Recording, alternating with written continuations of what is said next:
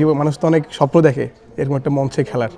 আপনিও অবশ্যই স্বপ্ন দেখেছেন এবং আজকে পুরো ম্যাচের একটা মধ্যমণি বলা যায় আপনাকে, কি বলবেন? স্বপ্ন অনেক স্বপ্ন চাই, কিন্তু আমার স্বপ্ন ছিল, কিন্তু স্বপ্ন এখনো শেষ হয় নাই। স্বপ্ন আরও আছে, আর অনেক বড় হওয়ার। এটা কিছুই না, মানে আজকে খেলছি, মানে বাংলাদেশের সব জনগণ আমাদের দিকে তাকাইছে, আমার ফ্যামিলি, বাবা মা ভাই বোন সবাই তাকাইছে আমাদের দিকে। সে ওদের জন্য হয়তো মানে পারছি। নিজের চেষ্টার সম্পর্কে কি বলুন, যে এই যে আজকে এই মানে এত বড় মঞ্চে খেলছেন, কত কত ত্যাগ করা লেগেছে আপনার আসলে আসলে ওইটা তো বলার মানে ক্যাম্পেতে ওদের স্বপ্ন পূরণে পাশে থাকতে পেরে আমরা গর্বিত।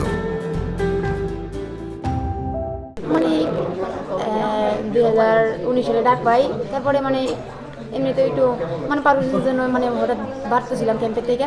তারপরে মানে সাফ খেলার আগে 1 বছর বাইরে ছিলাম, তারপরে আবার 23 সালে উমেন্স লিগ খেলি, তখন আবার চান্স পাই ন্যাশনাল টিমে।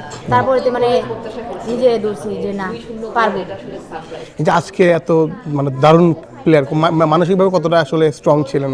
আমি প্রথমে একটু ঘাবড়াইছিলাম, পরে আমি স্ট্রং হয়ে গেলাম না, যে আমি ওদের বলতেছিলাম যে তোমরা খেলো, আমি আছি তোমার পাশে।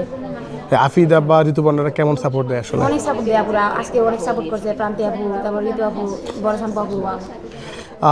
বাসায় কথা হয়েছিল ম্যাচ শেষে, কি বললেন? বাবার সাথে কথা হয়েছে, মানে বাবার অনেক শখ ছিল যে ফুটবল খেলি। প্রথমে বাবা না করতো, পরে আবার বলতো। এখন বাবা অনেক সাপোর্ট করে। বাবার সাথে আসার সময় কথা হয়েছে। হ্যাঁ, হ্যাঁ, আজকে দিনটা অনেক সুন্দর হয়েছে। আপনার যে আপনি বলছিলেন যে আপনার কোচ একজন আছেন, তার সাথে কথা হয়েছে।